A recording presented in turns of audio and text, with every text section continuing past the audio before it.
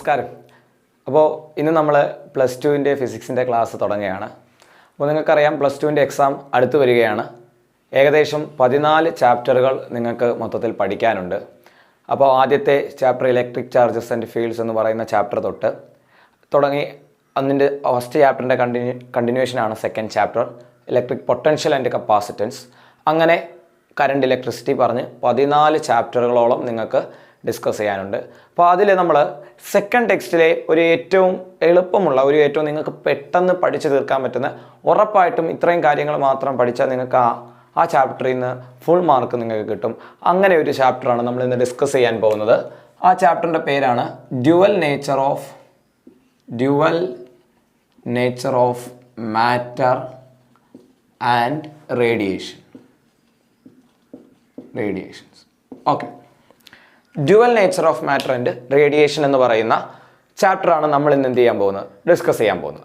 അപ്പോൾ ഇതിനകത്ത് നമ്മൾ ആദ്യം പറയുന്നത് കുറച്ച് മെറ്റൽ സർഫസുകളിൽ നിന്നും ഇലക്ട്രോണുകൾ എമിറ്റ് ചെയ്യുന്ന രീതി ഏതൊക്കെയാണെന്നാണ്. എത്ര ടൈപ്സ് ഓഫ് എമിഷൻ ഉണ്ട്, ഇലക്ട്രോണുകൾ ഒരു മെറ്റൽ സർഫസിൽ നിന്നും എങ്ങനെയൊക്കെ എമിറ്റ് ചെയ്യാം എന്നുള്ളതാണ് നമ്മൾ ഇന്നത്തെ ക്ലാസ്സിൽ എന്ത് ചെയ്യുന്നത്, ഡിസ്കസ് ചെയ്യുന്നത്. അതിൽ ഒന്നാമത്തത് തെർമിയോണിക് എമിഷൻ. വളരെ സിമ്പിൾ ആയിട്ടുള്ള കാര്യങ്ങൾ പെട്ടെന്ന് മനസ്സിലാക്കാം. 2 field emission. 3 photo electric emission.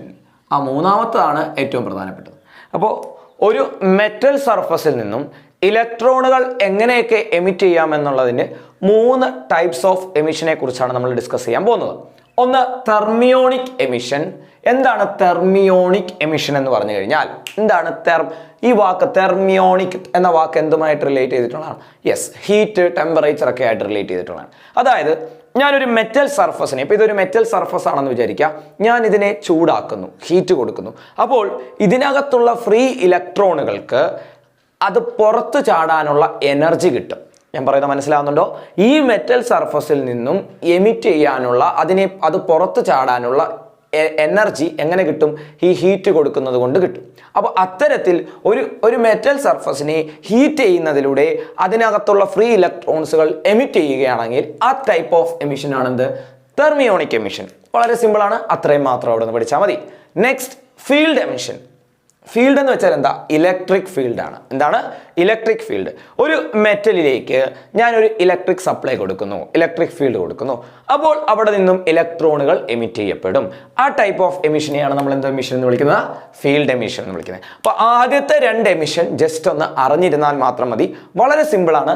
Thermionic emission എന്ന് വെച്ചാൽ നമ്മൾ എന്താണ്? ഹീറ്റുമായിട്ട് റിലേറ്റ് ചെയ്തിട്ടുള്ളതാണ്. എന്ന് വെച്ചാൽ ഒരു മെറ്റൽ സർഫസിനെ നമ്മൾ ഹീറ്റ് ചെയ്യുമ്പോൾ അതിനകത്ത് നിന്ന് ഇലക്ട്രോണുകൾ എന്ത് ചെയ്യുന്നു? എമിറ്റ് ചെയ്യപ്പെടുന്നു. That type of emission is called a thermionic emission. എന്താണ് ഫീൽഡ് എമിഷൻ? ഫീൽഡ് എമിഷൻ എന്ന് വെച്ചാൽ ഒരു മെറ്റൽ സർഫസിലേക്ക് നമ്മൾ എന്ത് ചെയ്യുന്നു? ഇലക്ട്രിക് ഫീൽഡ് സപ്ലൈ ചെയ്യുന്നു, ഇലക്ട്രിക് ഫീൽഡ് കൊടുക്കുന്നു. അങ്ങനെ വരുമ്പോൾ അതിനകത്തുള്ള ഇലക്ട്രോണുകൾ എന്ത് ചെയ്യപ്പെടും? എമിറ്റ് ചെയ്യപ്പെടും. ആ ടൈപ്പ് ഓഫ് എമിഷനാണ് ഫീൽഡ് എമിഷൻ. 2 എണ്ണം ക്ലിയർ ആണല്ലോ? യെസ്. മൂന്നാമത്തതാണ് നമുക്ക് ഏറ്റവും ഇമ്പോർട്ടൻ്റ് ആയിട്ട് എന്ത് ചെയ്യേണ്ടത്, പഠിക്കേണ്ടത്. എന്താണ്? Photo electric emission. എന്താ മക്കളെ? Photo electric emission. എന്താണ് ഫോട്ടോ എന്ന വാക്കിന്റെ അർത്ഥം? ഫോട്ടോ എന്താണ്? ഫോട്ടോയൊക്കെ എന്തുമായിട്ട് റിലേറ്റ് ചെയ്തിട്ടുള്ളതാണ്? ലൈറ്റ്, അല്ലെ?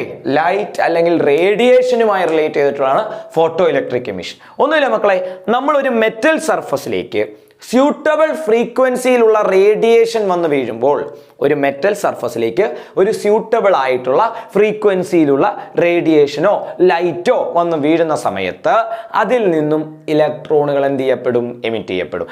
That type of emission is called photo electric emission. ആ ഫിനോമിനയെ വിളിക്കുന്ന പേരാണെന്ത്? Photo electric effect. എന്താ വിളിക്കുന്നത്? Photo electric effect. ഇനി നമ്മൾ +1 കെമിസ്ട്രിക്കകത്ത് എന്ത് ചെയ്തിട്ടുണ്ട്?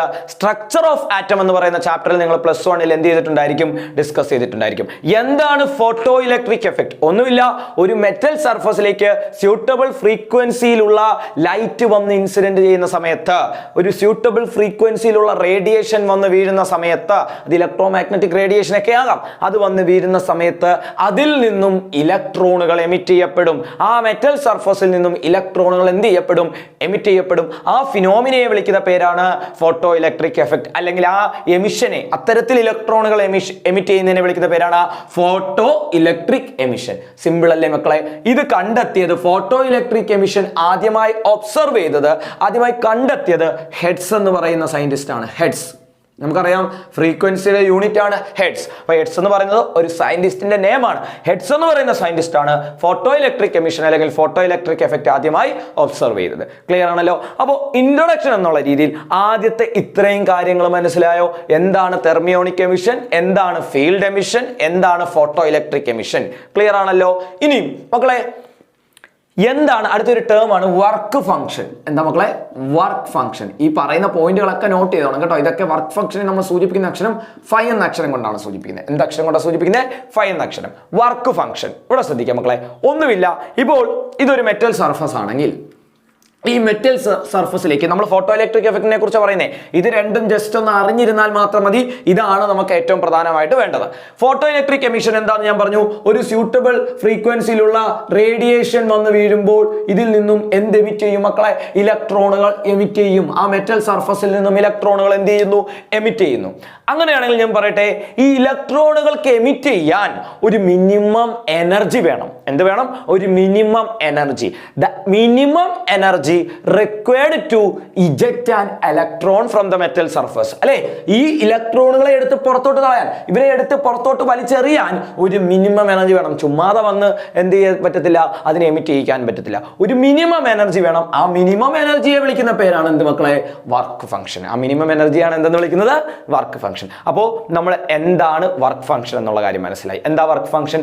അതായത് ഈ മെറ്റൽ സർഫസിൽ നിന്നും ഇലക്ട്രോണുകളെ എമിറ്റ് ചെയ്യാൻ ഒരു മിനിമം എനർജി വേണം, ആവശ്യമാണ്.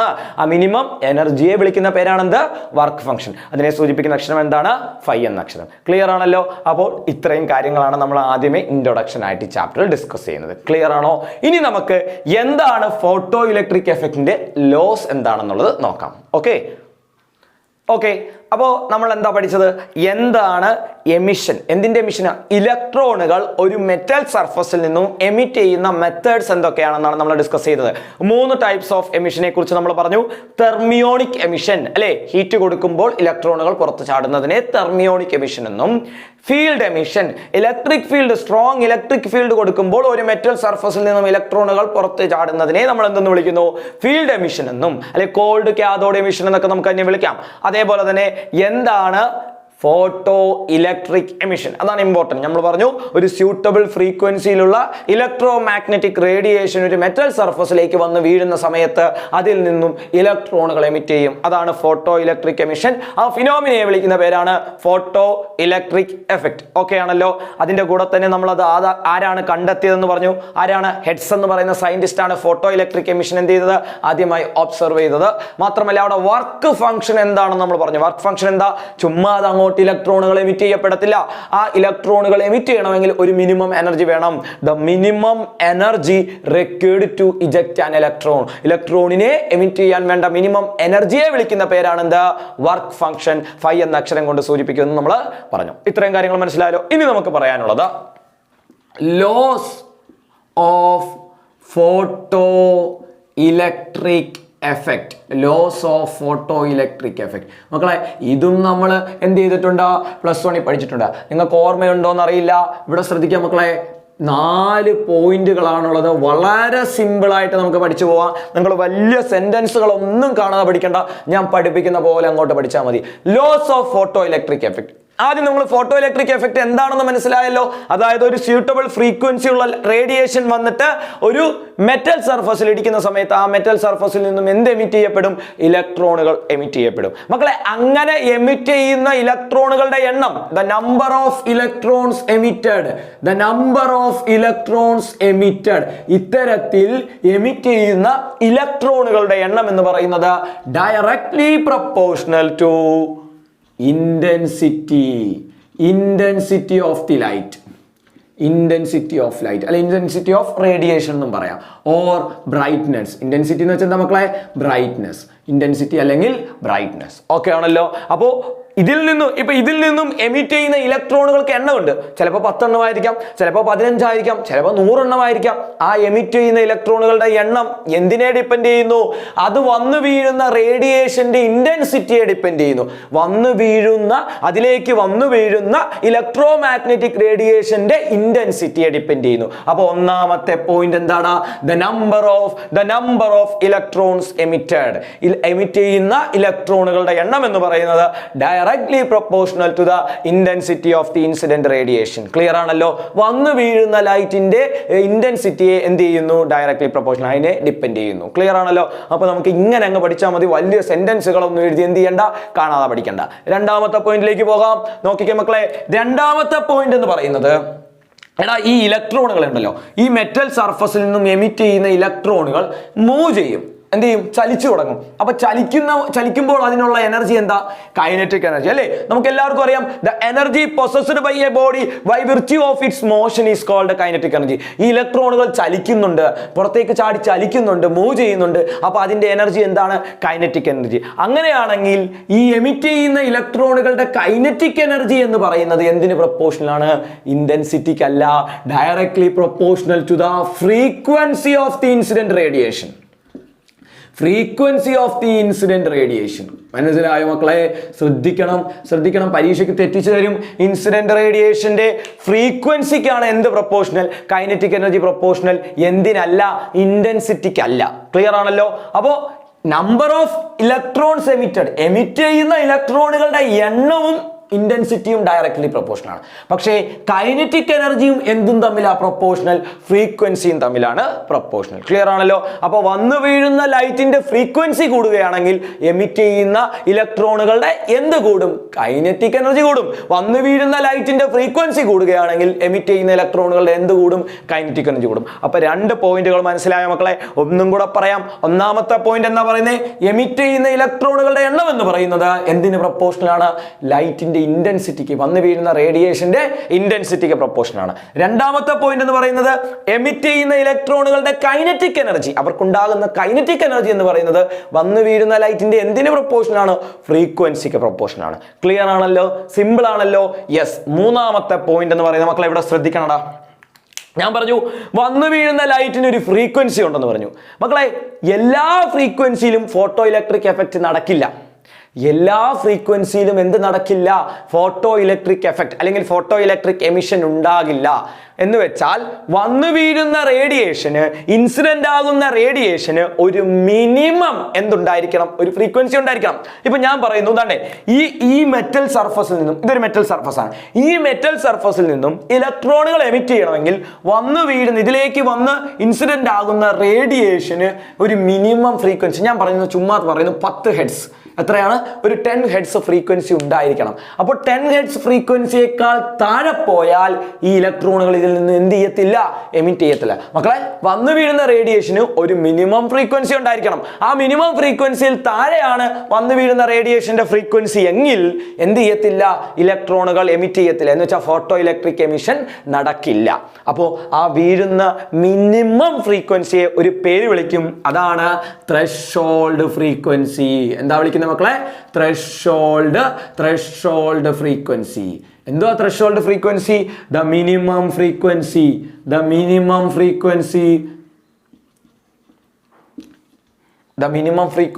അല്ലേ? ത്രെഷോൾഡ് ഫ്രീക്വൻസി എന്ന് വെച്ചാൽ എന്താ? ഒരു മിനിമം ഫ്രീക്വൻസി ഉണ്ടാവണം. എന്തിനു വേണ്ടി? ഫോട്ടോ ഇലക്ട്രിക് എമിഷൻ നടക്കണമെങ്കിൽ വന്നു വീഴുന്ന ഇൻസിഡന്റ് റേഡിയേഷന് ഒരു മിനിമം ഫ്രീക്വൻസി ഉണ്ടാക്കണം. ആ മിനിമം ഫ്രീക്വൻസിയെ വിളിക്കുന്ന പേരാണെന്ത്? Threshold frequency. Below the threshold frequency photo electric effect does not occur. Threshold ഫ്രീക്വൻസിയേക്കാൾ താഴെയാണ് ഫ്രീക്വൻസി എങ്കിൽ ഫോട്ടോ ഇലക്ട്രിക് എഫക്ട് എന്ത് ചെയ്യത്തില്ല? ഒരിക്കലും സംഭവിക്കില്ല. എന്ന് വെച്ചാൽ ഇലക്ട്രോണുകൾ എന്ത് ചെയ്യില്ല? എമിറ്റ് ചെയ്യില്ല. അപ്പൊ 3 പോയിന്റുകൾ മനസ്സിലായല്ലോടാ. ഒന്നാമത്തെ പോയിന്റ് നമ്പർ ഓഫ് ഇലക്ട്രോൺസിനെ കുറിച്ച് പറയുന്നു. രണ്ടാമത്തെ പോയിന്റ് കൈനറ്റിക് എനർജിയെ കുറിച്ച് പറയുന്നു. മൂന്നാമത്തെ പോയിന്റ് വന്നു വീഴുന്ന ലൈറ്റിന് ഒരു മിനിമം ഫ്രീക്വൻസി ഉണ്ടായിരിക്കണം. ആ മിനിമം ഫ്രീക്വൻസി എന്തെന്നാ വിളിക്കുന്നത്? Threshold frequency. നാലാമത്തെ പോയിന്റ് സിമ്പിൾ ആടാ. ഫോട്ടോ ഇലക്ട്രിക് എഫക്റ്റ് എന്ന് പറയുന്നത് ഒരു ഇൻസ്റ്റന്റേനിയസ് പ്രോസസ് ആണ്. എന്താ മക്കളെ? Instantaneous process. എന്താ മക്കളെ ഇൻസ്റ്റന്റേനിയസ് പ്രോസസ് എന്ന് വെച്ച് കഴിഞ്ഞാൽ എന്താ? നമ്മൾ ഫസ്റ്റ് ഇയർ +1 നമ്മൾ പഠിച്ചിട്ടുണ്ട് ഇൻസ്റ്റന്റേനിയസ് വെലോസിറ്റി, ഇൻസ്റ്റന്റേനിയസ് സ്പീഡ്. എന്താ? അറ്റ് ദ ടൈം, ആ സമയത്ത് നടക്കുന്ന അല്ലേ. അപ്പൊ ഇൻസ്റ്റന്റേനിയസ് പ്രോസസ് എന്ന് വെച്ചാൽ എന്താ? എടാ റേഡിയേഷൻ വന്ന് വീഴുമ്പോൾ തന്നെ എന്തങ്ങ് എമിറ്റ് ചെയ്യും? ഇലക്ട്രോണുകൾ എമിറ്റ് ചെയ്യും. അല്ലാതെ റേഡിയേഷൻ വന്ന് വീണിട്ട് ഒരു 15 മിനിറ്റ് ഒക്കെ കഴിഞ്ഞിട്ടല്ല അതിനകത്തുനിന്ന് എന്ത് എമിറ്റ് ചെയ്യുന്നത്? ഇലക്ട്രോണുകൾ എമിറ്റ് ചെയ്യുന്നത്. റേഡിയേഷൻ വന്ന് വീണാൽ ഉടനെ തന്നെ എന്ത് എമിറ്റ് ചെയ്യും? ഇലക്ട്രോണുകൾ എമിറ്റ് ചെയ്യും. വന്ന് വീഴുന്നു, ഇലക്ട്രോണുകൾ എമിറ്റ് ചെയ്യുന്നു, വന്ന് വീഴുന്നു, ഇലക്ട്രോണുകൾ എമിറ്റ് ചെയ്യുന്നു. പറഞ്ഞ മനസ്സിലായല്ലോ? ഓൺ ദ സ്പോട്ടിൽ തന്നെ ഫോട്ടോ ഇലക്ട്രിക് എമിഷൻ നടക്കും. അതിനെയാണ് ഇൻസ്റ്റന്റേനിയസ് പ്രോസസ് എന്ന് വിളിക്കുന്നത്. എന്താ വിളിക്കുന്നത്? Instantaneous process. അപ്പോൾ ഇതാണ് ഫോട്ടോ ഇലക്ട്രിക് എഫക്റ്റിന്റെ ലോസ്. 4 പോയിന്റുകളാണ് പറയേണ്ടത്. വളരെ സിമ്പിൾ ആണ്. നോക്കിക്കേ മക്കളെ, ഒന്നാമത്തെ പോയിന്റ് ഞാൻ ഒന്നും കൂടെ പറയാം. എമിറ്റ് ചെയ്യുന്ന ഇലക്ട്രോണുകളുടെ എണ്ണം എന്ന് പറയുന്നത് വന്ന് വീഴുന്ന ലൈറ്റിന്റെ ഇന്റൻസിറ്റിക്ക് ഡയറക്ട്ലി പ്രൊപ്പോർഷണൽ ആണ്. ഇനിയും എമിറ്റ് ചെയ്യുന്ന ഇലക്ട്രോണുകളുടെ കൈനറ്റിക് എനർജി എന്ന് പറയുന്നത് എന്തിന് പ്രൊപ്പോർഷണൽ ആണ്? ഫ്രീക്വൻസിക്ക് ഡയറക്ട്ലി പ്രൊപ്പോർഷണൽ ആണ്. ഇനി വന്ന് വീഴുന്ന ലൈറ്റിന് എന്ത് വേണം? ഒരു മിനിമം എന്ത് വേണം? ഫ്രീക്വൻസി ഉണ്ടായിരിക്കണം. ആ മിനിമം ഫ്രീക്വൻസിയെ വിളിക്കുന്ന പേരാണ് എന്ത്? Threshold frequency. വന്ന് വീഴുന്ന ലൈറ്റിന് ഉണ്ടായിരിക്കേണ്ട മിനിമം ഫ്രീക്വൻസിയെ വിളിക്കുന്ന പേരാണ് എന്ത്? Threshold frequency. ഇനിയും it is an instantaneous process. Clear ആണല്ലോ? അപ്പൊ നമ്മൾ ഫോട്ടോ ഇലക്ട്രിക് എഫക്റ്റ് എന്താണെന്ന് പഠിച്ചു, ഫോട്ടോ ഇലക്ട്രിക് എഫക്റ്റിന്റെ ലോസ് പഠിച്ചു. ക്ലിയർ ആണല്ലോ? ഇനി നമുക്ക് പഠിക്കാനുള്ളത് ആൽബർട്ട് ഐൻസ്റ്റീൻ നമ്മുടെ ഫോട്ടോ ഇലക്ട്രിക് എഫക്റ്റിനെ കുറിച്ച് എക്സ്പ്ലെയിൻ ചെയ്തിട്ടുണ്ട്. ഫോട്ടോ ഇലക്ട്രിക് എഫക്റ്റ് ആദ്യമായി ഡിസ്കവർ ചെയ്തത് ആരാ? ഹെഡ്സ് എന്ന് പറയുന്ന സയന്റിസ്റ്റാണ്. പക്ഷേ ഇതിനെക്കുറിച്ച് എക്സ്പ്ലെയിൻ ചെയ്യുന്നത് നമ്മുടെ ആൽബർട്ട് ഐൻസ്റ്റീൻ ആണ്. എന്തുപയോഗിച്ച്? പ്ലാങ്ക്സ് ക്വാണ്ടം തിയറി ഉപയോഗിച്ച്. നമ്മൾ അതും +1 കെമിസ്ട്രിക്കകത്ത് സ്ട്രക്ചർ ഓഫ് ആറ്റം എന്ന് പറയുന്ന ചാപ്റ്ററിൽ പഠിച്ചിട്ടുണ്ട്. പ്ലാങ്ക്സ് ക്വാണ്ടം തിയറി അല്ലേ? യെസ്. അപ്പോൾ ആ തിയറി ഉപയോഗിച്ച് ആൽബർട്ട് ഐൻസ്റ്റീൻ ഫോട്ടോ ഇലക്ട്രിക് എഫക്റ്റിനെ കുറിച്ച് എന്ത് ചെയ്തിട്ടുണ്ട്? എക്സ്പ്ലെയിൻ ചെയ്തിട്ടുണ്ട്. ഇനി നമുക്ക് അതെന്താണെന്ന് എന്ത് ചെയ്യാം? ഡിസ്കസ് ചെയ്യാം. Okay, yes. അപ്പോൾ നമ്മൾ ഇത്രയും നേരം പഠിച്ചത് എന്താണ് ഫോട്ടോ ഇലക്ട്രിക് എഫക്റ്റ് എന്ന് പഠിച്ചു. ഫോട്ടോ ഇലക്ട്രിക് എഫക്ട്സിന്റെ ലോസ്, നിയമങ്ങൾ, അത് എത്ര പോയിന്റ് ഉണ്ട്? 4 പോയിന്റ് ഉണ്ടെന്ന് പറഞ്ഞു. എല്ലാവർക്കും വൃത്തിയായിട്ട് മനസ്സിലായല്ലോ? ഇനി നമ്മൾ പഠിക്കാൻ പോകുന്നത് ആൽബർട്ട് ഐൻസ്റ്റീൻ ഫോട്ടോ ഇലക്ട്രിക് എഫക്റ്റിനെ കുറിച്ച് എന്ത് ചെയ്തിട്ടുണ്ട്? എക്സ്പ്ലെയിൻ ചെയ്തിട്ടുണ്ട്. അദ്ദേഹം എന്ത് തിയറി ഉപയോഗിച്ചാൽ മക്കളെ എക്സ്പ്ലെയിൻ ചെയ്തത്? Quantum theory of radiation. എന്ത് തിയറി ഉപയോഗിച്ച് എക്സ്പ്ലെയിൻ ചെയ്തത്? Quantum theory of radiation.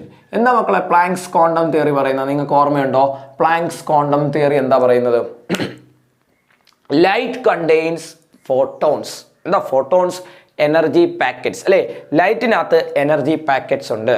അതിന്റെ എനർജി എത്രയാണ്? hν.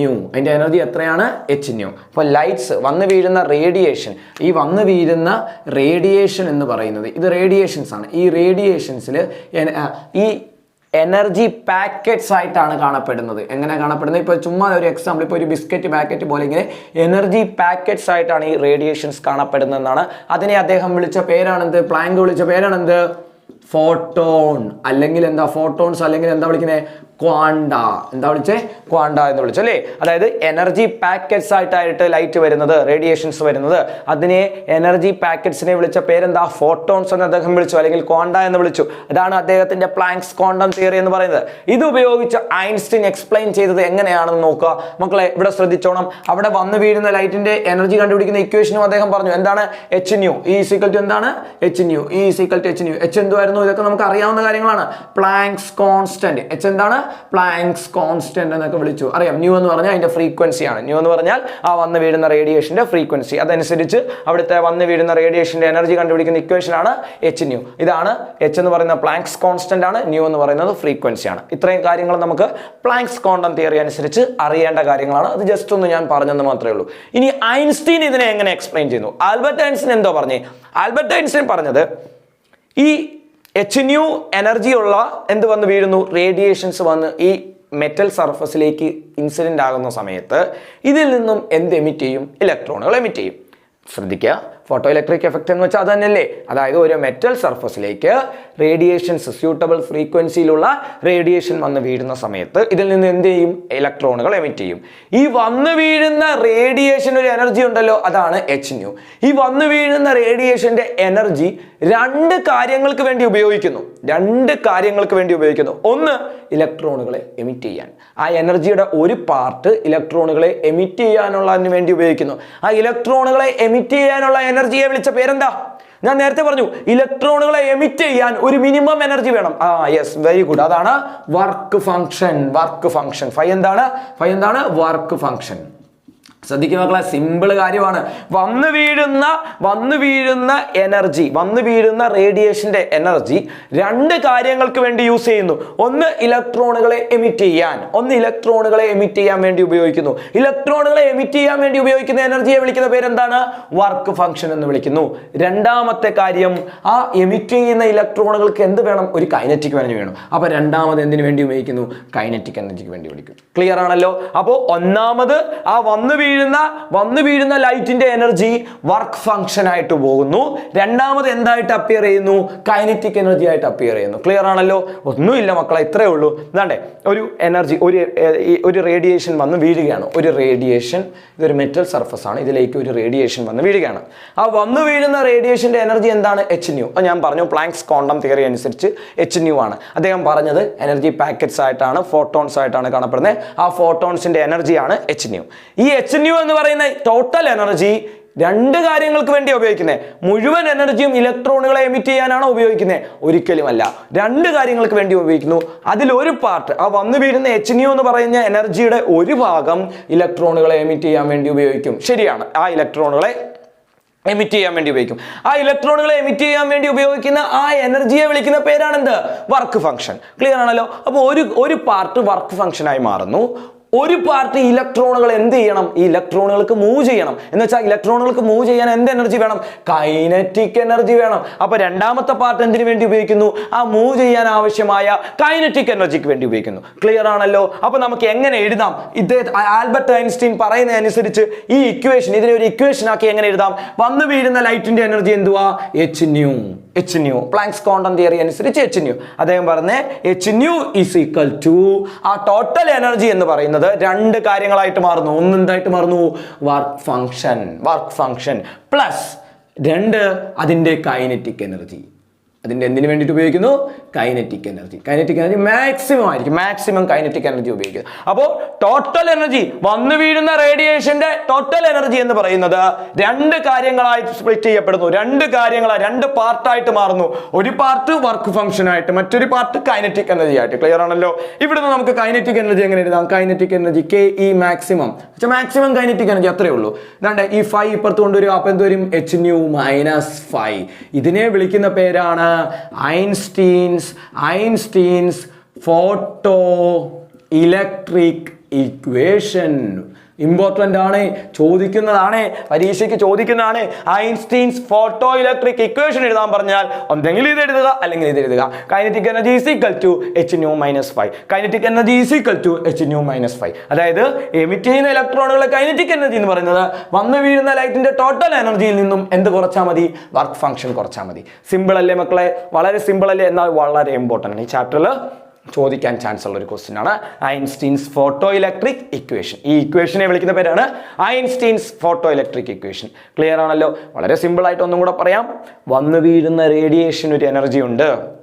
ആ എനർജിയാണ് hν. ആ hν എന്ന് പറഞ്ഞ എനർജി എവിടെ നിന്ന് കിട്ടി സാറേ? അത് നമ്മൾ കഴിഞ്ഞ വർഷം പഠിച്ചതാണ്. അതല്ലെങ്കിൽ നമുക്ക് ഇപ്പോൾ പറഞ്ഞല്ലോ ഞാൻ, അതായത് ക്വാണ്ടം തിയറി ഓഫ് റേഡിയേഷൻ അനുസരിച്ച്, മാക്സ് പ്ലാങ്കിന്റെ ക്വാണ്ടം തിയറി ഓഫ് റേഡിയേഷൻ അനുസരിച്ച് ലൈറ്റ് എന്തായിട്ടാണ് കാണപ്പെടുന്നത്? എനർജി പാക്കറ്റ്സ് ആയിട്ടാണ് കാണപ്പെടുന്നത്, ഫോട്ടോൺസ് ആയിട്ടാണ് കാണപ്പെടുന്നത്. ആ ഫോട്ടോൺസിന്റെ എനർജി കണ്ടുപിടിക്കുന്ന ഇക്വേഷൻ മാക്സ് പ്ലാങ്ക് പറഞ്ഞിട്ടുണ്ട് hν ആണ്. ക്ലിയർ ആണല്ലോ? യെസ്. അപ്പൊ ആ hν എനർജി ആണല്ലോ ഇതിലേക്ക് വന്ന് വീഴുന്നത്.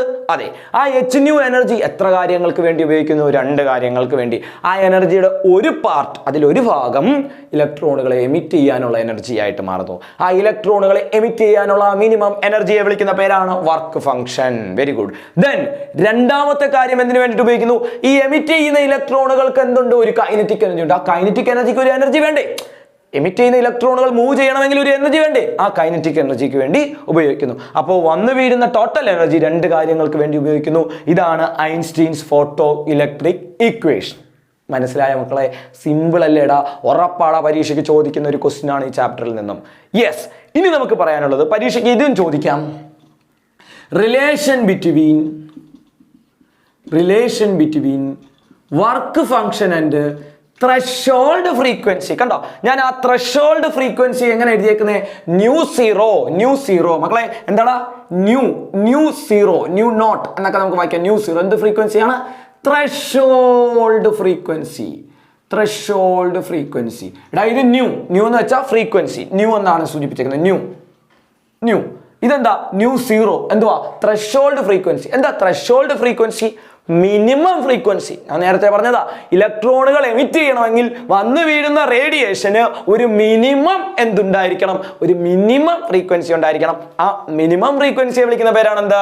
Threshold frequency. അതാണ് ന്യൂ സീറോ. ക്ലിയർ അല്ലേ? ഡൗട്ട് ഇല്ലല്ലോ? അപ്പോൾ ഈ ത്രഷോൾഡ് ഫ്രീക്വൻസിയും എന്തുവാ വർക്ക് ഫംഗ്ഷനും തമ്മിലുള്ള റിലേഷൻ എന്താണെന്ന് ചോദിച്ചു കഴിഞ്ഞാൽ ഇവിടെ ശ്രദ്ധിച്ചോ മക്കളെ, നമുക്ക് ആദ്യം അറിയാവുന്ന ഇക്വേഷൻ അങ്ങോട്ട് എഴുതുക. എന്തുവാ?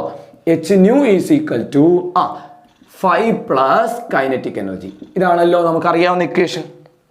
ഐൻസ്റ്റീൻ്റെ ഫോട്ടോ ഇലക്ട്രിക് ഇക്വേഷൻ അനുസരിച്ച് അറിയാവുന്നത് അങ്ങോട്ട് എഴുതി. ഇനി നോക്കിക്കേ മക്കളെ, വന്നു വീഴുന്ന റേഡിയേഷന്റെ ഫ്രീക്വൻസി ത്രഷോൾഡ് ഫ്രീക്വൻസിയിലാണെങ്കിൽ, ശ്രദ്ധിക്കുക, വന്നു വീഴുന്ന റേഡിയേഷൻ ത്രഷോൾഡ് ഫ്രീക്വൻസിയിലാണ് വന്നു വീഴുന്നതെങ്കിൽ അത് ഒറ്റ കാര്യം മാത്രമേ ചെയ്യാൻ പറ്റത്തുള്ളൂ. ആ റേഡിയേഷന്റെ മൊത്തം എനർജിയും എന്തിനു വേണ്ടിയിട്ട് മാത്രമേ ഉപയോഗിക്കാൻ പറ്റത്തുള്ളൂ? വർക്ക് ഫംഗ്ഷന് വേണ്ടി മാത്രമേ ഉപയോഗിക്കാൻ പറ്റത്തുള്ളൂ. കാരണം അത് ഏറ്റവും മിനിമം ഫ്രീക്വൻസിയിലാണ് വന്നു വീഴുന്നത്. മക്കളെ ഇവിടെ ശ്രദ്ധിച്ചാടാ. ഇതിനകത്തു നിന്നും ഇലക്ട്രോണുകൾ എമിറ്റ് ചെയ്യണം. ഞാൻ എക്സാമ്പിൾ പറയാം. ഇതിനകത്തുനിന്ന് ഇലക്ട്രോണുകൾ എമിറ്റ് ചെയ്യണമെങ്കിൽ വന്നു വീഴുന്ന ലൈറ്റിന്റെ ഫ്രീക്വൻസി 10 ഹെർട്സ് ആയിരിക്കണം. 10 ഹെർട്സ് ആയിരിക്കണം എന്ന് വെച്ചാൽ അതിന്റെ അർത്ഥം കറക്റ്റ് 10 ഹെർട്സ് ആയിരിക്കണമെന്നാണോ? അല്ല, 10 ഹെർട്സോ 10 ഹെർട്സിൽ കൂടുതലോ ആകാം. 10 ഹെർട്സ് വരെ എങ്കിലും മിനിമം വേണം. 10 ഹെർട്സിൽ താഴെ പോയാൽ 9 ഹെർട്സ് ആയാൽ ഇതിനകത്തുനിന്ന് എന്ത് എമിറ്റ് ചെയ്യത്തില്ല? ഇലക്ട്രോണുകൾ എമിറ്റ് ചെയ്യത്തില്ല. അപ്പോൾ കറക്റ്റ് 10 ഹെർട്സിലാണ് ലൈറ്റ് വന്ന് വീഴുന്നതെങ്കിൽ, അതായത് കറക്റ്റ് മിനിമം ഫ്രീക്വൻസിയിലാണ് ലൈറ്റ് വന്ന് വീഴുന്നതെങ്കിൽ ഇതിനകത്തുനിന്ന് ഇലക്ട്രോൺ എമിറ്റ് ചെയ്യും. ശരിയാണ്. പക്ഷെ ആ ഇലക്ട്രോണുകൾ എന്ത് ചെയ്യത്തില്ല? മൂവ് ചെയ്യത്തില്ല. എന്ന് വെച്ചാൽ ആ ഇലക്ട്രോണുകൾക്ക് എന്തില്ല? കൈനറ്റിക് എനർജി ഇല്ല. ആ ഇലക്ട്രോണുകൾക്ക് എന്തില്ല? കൈനറ്റിക് എനർജി ഇല്ല. അപ്പൊ ഈ ഇക്വേഷനകത്ത് എന്ത് സംഭവിക്കും? H nu is equal to 5 plus kinetic energy 0 ആയിപ്പോയി. ഇവിടെ ന്യൂവിന് വരെ എന്ത് കൊടുക്കണം? ന്യൂ സീറോ കൊടുക്കണം. ന്യൂ സീറോ എന്തുവാ? Threshold frequency. അപ്പോൾ ത്രഷോൾഡ് ഫ്രീക്വൻസിയിലാണ് ലൈറ്റ് വന്ന് വീഴുന്നതെങ്കിൽ ഇലക്ട്രോണുകൾ എമിറ്റ് ചെയ്യും. പക്ഷേ എന്ത് സംഭവിക്കില്ല? ഇലക്ട്രോണുകൾ മൂവ് ചെയ്യില്ല. എന്ന് വെച്ചാൽ ഇലക്ട്രോണുകൾക്ക് എന്ത് കിട്ടില്ല? കൈനറ്റിക് എനർജി കിട്ടത്തില്ല. അപ്പൊ കൈനറ്റിക് എനർജി 0 ആയിപ്പോയി. അപ്പൊ നമുക്ക് ഇങ്ങനെ എഴുതാം, 5 is equal to h nu zero എന്ന് എഴുതാം. ഇതാണ് എന്തൊക്കെ തമ്മിലുള്ള വർക്ക് ഫംഗ്ഷനും ന്യൂ സീറോ എന്തുവാ? ത്രഷോൾഡ് ഫ്രീക്വൻസിയും തമ്മിലുള്ള റിലേഷൻ. മക്കളെ ശ്രദ്ധിച്ചേടാ, വന്ന് വീഴുന്ന ലൈറ്റ് ത്രഷോൾഡ് ഫ്രീക്വൻസിയിലാണ് വീഴുന്നതെങ്കിൽ അതിനെന്ത് സംഭവിക്കത്തുള്ളൂ? ഇലക്ട്രോണുകൾ എമിറ്റ് ചെയ്യും. അത് സത്യമാണ്. സാർ പറഞ്ഞു ത്രഷോൾഡ് ഫ്രീക്വൻസിയിൽ വന്ന് വീണാൽ ഇലക്ട്രോണുകൾ എമിറ്റ് ചെയ്യും. ശരിയാണ്. പക്ഷെ ആ ഇലക്ട്രോണുകൾക്ക് എന്ത് കിട്ടില്ല? കൈനറ്റിക് എനർജി കിട്ടില്ല. അതുകൊണ്ട് അവിടെ കൈനറ്റിക് എനർജി, ഈ ഇക്വേഷനകത്ത് കൈനറ്റിക് എനർജി 0 ആയിപ്പോയി. അപ്പോൾ 5 ഈസ് ഈക്വൽ ടു എന്തെന്ന് എഴുതാം? എച്ച് ന്യൂ സീറോ എന്ന് എഴുതാം. ഇതാണ് എന്തൊക്കെ തമ്മിലുള്ള വർക്ക് ഫംഗ്ഷനും ത്രഷോൾഡ് ഫ്രീക്വൻസിയും തമ്മിലുള്ള റിലേഷൻ. വളരെ ഇമ്പോർട്ടൻറ്റ് സെക്ഷനാണ്. ഇവിടുന്ന് പരീക്ഷയ്ക്ക് ഉറപ്പായിട്ട് ഒരു ക്വസ്റ്റ്യൻ ഉണ്ടായിരിക്കും. Okay, yes. അപ്പോൾ ഇന്ന് പഠിപ്പിച്ച ഇത്രയും കാര്യങ്ങൾ എല്ലാവർക്കും മനസ്സിലായല്ലോ. അപ്പോൾ നമ്മൾ dual nature of matter and radiation എന്ന് പറയുന്ന ചാപ്റ്ററിൽ നിന്നും നമ്മൾ ഇൻട്രൊഡക്ഷൻ ആയിട്ട് കുറച്ച് കാര്യങ്ങൾ പറഞ്ഞു. എന്താണ് എമിഷൻ എന്ന് വെച്ചാൽ ഇലക്ട്രോണുകളുടെ എമിഷൻ ഏതൊക്കെ തരത്തിൽ സംഭവിക്കാം ഒരു മെറ്റൽ സർഫസിൽ നിന്നും? Thermionic emission, field emission, photo electric emission. അതിൽ ഫോട്ടോ ഇലക്ട്രിക് എമിഷൻ ആണ് നമുക്ക് വേണ്ടത്. ഫോട്ടോ ഇലക്ട്രിക് എമിഷൻ എന്ന് വെച്ചാൽ സ്യൂട്ടബിൾ ഫ്രീക്വൻസിയിലുള്ള ലൈറ്റ് വന്ന് വീഴുമ്പോൾ, റേഡിയേഷൻ വന്ന് വീഴുമ്പോൾ ആ മെറ്റൽ സർഫസിൽ നിന്നും എന്ത് എമിറ്റ് ചെയ്യും? ഇലക്ട്രോണുകൾ എമിറ്റ് ചെയ്യും. ക്ലിയർ ആണല്ലോ? ആ ഇലക്ട്രോണുകൾ എമിറ്റ് ചെയ്യാൻ ഒരു മിനിമം എനർജി വേണം. അതിനെ എന്തെന്ന് വിളിക്കുന്നു? വർക്ക് ഫംഗ്ഷൻ എന്ന് വിളിക്കുന്നു. അതിൻ്റെ ലോസ് പറഞ്ഞു, ഫോട്ടോ ഇലക്ട്രിക് എഫക്റ്റിന്റെ ലോസ് നമ്മൾ പറഞ്ഞു. 4 പോയിന്റുകൾ പറഞ്ഞു. അതായത് number of emitted electron is directly proportional to the incident റേഡിയേഷന്റെ എന്താണ്? Intensity of incident radiation. രണ്ടാമത്തെ പോയിന്റ് എന്താ പറഞ്ഞേ? the kinetic energy of the emitted electrons is directly proportional to the frequency. ഫ്രീക്വൻസിക്ക് ഡയറക്ട്ലി പ്രൊപ്പോർഷണൽ ആണ്. മൂന്നാമത്തെ പോയിന്റ് എന്താ പറഞ്ഞേ, വന്ന് വീഴുന്ന ലൈറ്റിന് ഒരു മിനിമം ഫ്രീക്വൻസി ഉണ്ടായിരിക്കണം. ആ മിനിമം ഫ്രീക്വൻസി നമ്മൾ എന്താ വിളിച്ചേ, ത്രഷോൾഡ് ഫ്രീക്വൻസി എന്ന് വിളിച്ചു. നാലാമത്തെ പോയിന്റ് എന്താ വിളിച്ചേ, it is an instantaneous process. എന്താ ഇൻസ്റ്റന്റേനിയസ് പ്രോസസ് എന്ന് വെച്ചാൽ നമുക്ക് വന്ന് വീഴുമ്പോൾ തന്നെ അപ്പം തന്നെ സംഭവം നടക്കും, അതാണ് ഇൻസ്റ്റന്റേനിയസ് പ്രോസസ്. ഇനി ആൽബർട്ട് ഐൻസ്റ്റീനെ കുറിച്ച് എക്സ്പ്ലെയിൻ ചെയ്തത് എങ്ങനെയാണെന്ന് നമ്മൾ പറഞ്ഞു. ആൽബർട്ട് ഐൻസ്റ്റീൻ കണ്ടുപിടിച്ച ഇക്വേഷൻ നമ്മൾ വിളിച്ച് പേരെന്താ, ഐൻസ്റ്റീൻസ് ഫോട്ടോ ഇലക്ട്രിക് ഇക്വേഷൻ എന്ന് പറഞ്ഞു. പിന്നെ വർക്ക് ഫംഗ്ഷനും ത്രഷോൾഡ് ഫ്രീക്വൻസിയും തമ്മിലുള്ള റിലേഷൻ പറഞ്ഞു. ഇത്രയും മനസ്സിലായല്ലോ? യെസ്. അപ്പോൾ ഓക്കെ, ഇനി നമുക്ക് അടുത്ത ക്ലാസ്സിൽ ഇതിൻ്റെ ബാക്കി പാർട്സ് ഉടനെ വരുന്നതായിരിക്കും. Okay, thank you.